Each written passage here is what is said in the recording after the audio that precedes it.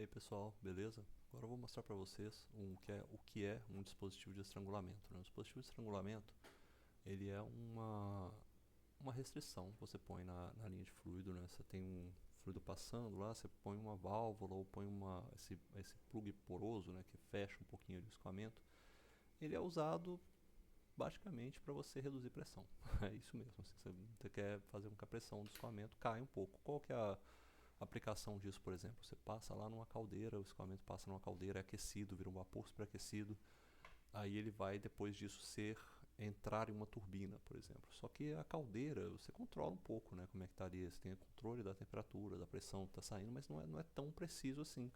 Talvez que algum. Não, quer dizer, é preciso, né? Que realmente às vezes pode ter alguma falha, se o fluido aquece demais, ou não está uniformemente aquecido, alguma coisa assim, está uma coisa mais diversa, né? E esse fluido vai entrar em contato com a turbina. Se ele chegar com a pressão muito alta, ele destrói a turbina. Então você coloca uma válvula, às vezes uma válvula de segurança, que ela restringe a pressão, regula a pressão, para a pressão chegar na turbina com uma pressão certa que não vai destruir a turbina e ainda assim vai conseguir retirar o trabalho que você quer tirar da turbina. É um regulador de pressão, praticamente. Você coloca ele para regular a pressão. Exemplos são esses aqui. Ele é utilizado em sistema de refrigeração. Vou falar isso para vocês muito em breve. Daqui a pouco vou chegar na parte do sistema de refrigeração, mostrar isso com calma. Os dispositivos de estrangulamentos reais são esses aqui. A gente tem vários, né? Válvula de qualquer jeito que você tiver na indústria, um dispositivo de estrangulamento. Mas isso aqui é o comum que a gente tem nas geladeiras. Eu não sei se é visível mais nas geladeiras atuais, mas antigamente a gente conseguia ver essa válvulazinha que é justamente usada para válvula de expansão, né? Para expandir o fluido. Quando você tem esse efeito, né, esse efeito de restrição de área, você pode correr também a ter esse efeito Joule-Thomson, né, que você vai ter uma mudança na temperatura do fluido ao passar por uma expansão adiabática, porque também nesse processo de passar por essa expansão na válvula, não troca calor também, é tão rápido, né, que não tem troca de calor nesse processo. Essa restrição de área ela leva à aceleração do fluido e vai levar à queda de pressão. Isso aí a gente vê, né, não entro nesses detalhes na aula, porque isso é mais a aula de mecânica dos fluidos, mas quando você tem essa redução de área, você faz com que o seu fluido acelere, ele acelera e gera uma, uma, uma, uma queda de pressão. É assim que o carburador funciona, na verdade. Né? Você pensa lá, hoje quem é mais jovem, tá vendo esse vídeo, não é da época do carburador, mas quem é apaixonado por carro sabe o que é carburador. O carburador ele é um negócio assim, ó, ele funcionava dessa maneira. Deixa eu ver se eu consigo desenhar um bonitinho aqui pra gente. O carburador, ele é um negócio, o ar entrava aqui, tá vendo? Ele entra por um bocalzinho, chega numa área bem restrita, e aí depois ele se expande aqui de novo. Ó. Ele vai abrir aqui de novo um difusor, tá? Isso aqui é a passagem de ar, que você puxa lá no seu combustível e tem aquela a válvula de admissão, né, que ela abre e permite a passagem de mais ar ou menos ar. Ela fica para lá, ela fica antes disso aqui ainda, se eu não me engano, tá? Fica antes disso ainda. Ela vai permitir que passe mais ar ou menos ar. Mas com a passagem de ar aqui, o que acontece? O ar ele atinge uma velocidade muito maior nessa região. A velocidade aqui, ó, ela aumenta, né? Ela aumenta. Só que ocorre de que quando você tem esse aumento de velocidade, a pressão diminui. A pressão ali, ela diminui. Isso aí você pode ver até dá para ver pela equação da energia, por exemplo. Você tira a partir da equação de energia, você considera lá que não tem troca de calor, não tem trabalho, não tem variação da energia interna, e aí você vai ficar só. Aí no caso você abre, né, você expande aquele termo de entalpia, né, não fica só a entalpia. Você considera que entalpia é igual a energia interna mais a pressão volume. Né? Aí você vai excluir o termo de energia interna e vai ficar com aquele negócio. Assim, tem uma vazão mássica que é igual, né? Então tudo é igual a zero, então você não precisa da vazão mássica. Posso até fazer isso aqui depois, mas é só. A pressão vai cair. Nesse caso, a pressão caindo, isso aqui fica conectado lá embaixo a um tanque de combustível. Ó, a um tanque de combustível. Aqui está o fuel, o combustível. Quando você cai essa pressão, o que acontece? Ela vai puxar, igual como se você estivesse tomando água no canudinho, né? Caiu a pressão aqui na sua boca, ele puxa a água lá de baixo para cima, e aí o combustível entra aqui, ó, entra aqui junto com o ar e já entra aquela mistura de ar combustível que vai entrar no motor depois. Assim que funciona o carburador, tá? Aí se você aumenta a velocidade, abre mais a válvula de admissão, entra mais ar, aí a queda de pressão também puxa mais combustível. É assim que funciona. Trocador de calor, é assim que funciona carburador, né? Carburador os carburadores antigos que existiam e eram muito utilizados antes de ter o sistema de injeção eletrônica. Hoje em dia não se utiliza mais porque ele é muito ineficaz, ele gasta muito combustível. O que eu estava falando dessa queda de pressão é o seguinte, né? Pensa lá na equação do balanço de energia. Vou escrever aqui rapidamente para a gente. Ó. Pensa, por exemplo, na equação do balanço de energia para regime permanente, tá? Tem isso aqui, você tem a troca de calor no volume de controle, você tem o trabalho também no volume de controle. Aí aqui você vai ter mais, eu vou considerar que é um fluxo mássico só, tá? Uma entrada e uma saída, como é nesse caso aqui de baixo. E agora eu vou expandir os termos de entalpia, né, nas formas que a gente conhece, que seria a energia interna na entrada, menos a energia interna na saída, mais a pressão vezes o volume aqui vou botar isso aqui assim dessa forma, pressão 1 vezes o volume 1 na entrada, menos a pressão 2 vezes o volume 2 na saída. Aí você tem mais aquelas variações as variações de energia cinética, né, que seria a energia cinética, a variação de energia cinética eu tenho que colocar, na verdade, eu tenho que colocar aqui a variação de energia cinética em 1 ao quadrado sobre 2 menos a energia cinética em 2 ao quadrado sobre 2. E aqui eu fico no final com a variação de energia potencial, desconsidero. Variação de energia potencial a gente vai jogar fora. Então esse termo aqui fica o seguinte, ó, eu vou considerar que nesse processo aqui eu não tenho nem trabalho, não tenho nem calor sendo trocado, não tenho trabalho.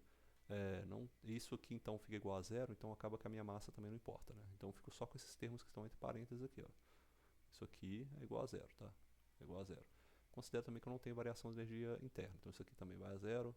Eu considero que não tem variação de energia potencial, isso aqui vai a zero. Deixa eu ver se eu consigo um espaço aqui para escrever isso.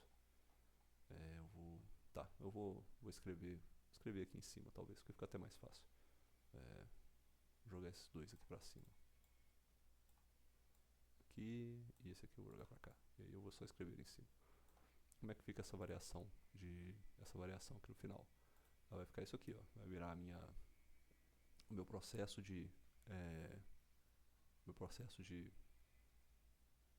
variação da minha pressão com o meu volume específico, pressão 2, volume específico em 2, mais essa variação da energia interna, na energia cinética, que é igual a V1 ao quadrado menos V2 ao quadrado, esses dois aqui sobre 2, é igual a zero. O que acontece? Isso daí garante um balanço, né? Um balanço. Se uma coisa aumentar, a outra tem que diminuir, certo? Ou seja, se nesse caso aqui, eu sei que pela consideração de que a minha área vai diminuir, como a minha área diminui, a gente tem isso do bocal também, foi falado no bocal, a minha velocidade aumenta. Ou seja, a minha velocidade em 2, por essa definição aqui, ó, a minha velocidade em 2, a minha norma da minha velocidade em 2, ela é maior do que a minha norma da minha velocidade em 1, certo? Só que alguma coisa vai ter que compensar isso. Vai ter que compensar. Se eu estou aumentando, a minha velocidade em 2 é maior do que a minha velocidade em 1, quer dizer que para compensar, a minha pressão em 2 tem que ser menor do que a minha pressão em 1. Considerando que também entra outra consideração aqui, tá? Que o meu V1 é aproximadamente igual ao V2, ou seja, o meu volume específico não se altera tanto. Com essa consideração, acaba que a minha pressão em 2 tem que ser menor que a minha pressão em 1. Considerando que o meu volume de controle é esse aqui, ó. Estou falando do ponto 1 é aqui, tá? A minha entrada, meu ponto 2 é bem aqui. Ou seja, a partir dessa análise, a gente viu que a pressão em 2, quando eu aumento a velocidade, a pressão em 2 tem que diminuir. Então isso daí já está descrito, né? A gente falou, essa parte aí explica isso daqui, ó. Explica isso daqui, explica esta definição que eu escrevi aqui, ó. Restrição de área leva a aceleração de fluido e queda de pressão. Isso aqui a gente chama em mecânica dos fluidos de equação, é uma simplificação que eu mostrei, mas a gente usa isso aí, chamado de equação de Bernoulli, para você ver ao longo de uma partícula se deslocando, como é que ela vai variar a sua pressão em relação à velocidade, energia potencial, etc. Bom, então isso aí está explicado. Agora, tem esse efeito Joule-Thomson, quando você tem essa queda de pressão, as moléculas se afastam, né? O calor é transferido para o fluido e tem o resultado das forças intermoleculares, das interações intermoleculares. Então esse efeito é praticamente nulo para gases reais, é observado apenas em gases reais. O resultado do efeito Joule-Thomson é que o vapor que está passando por ali, ele se resfria ao passar por um dispositivo de estrangulamento. Esse resfriamento do vapor, que acontece, essa queda de pressão, queda de temperatura que acontece, ela às vezes pode bloquear mesmo. Se tiver uma passagem, por exemplo, de sistema de injeção, tinha esse problema. Às vezes, sistema de injeção de gás natural tinha esse problema tinha essa restrição na passagem do gás natural, e a temperatura caía tanto, era um bocal, né? Era um bocal ali que saía no final para a injeção do gás natural, a temperatura caía tanto no bocal que às vezes congelava. E aí congelava não o gás natural, mas congelava o ar, né? O ar atmosférico tem partículas de água, ele congelava e bloqueava a entrada do bocal do gás natural. Também um jeito de a gente ver para quem gosta do FSI aí, ó, a fórmula SAI, eu falo que isso aqui é um dispositivo de estrangulamento, tá? É o que é colocado aqui, é uma restrição de área que você tem. A gente tenta, na verdade, otimizar no FSI, né? Esse aqui é um carrinho de FSI, fórmula SAE, a gente tenta, na verdade, otimizar o carro, né, para que essa queda de pressão seja a mínima possível, a gente consiga ter uma recuperação dessa pressão boa, fazendo com que seja tipo um tubo aí, um tubo de Venturi, né? E aqui está um carrinho de FSI bonitinho só para mostrar para vocês.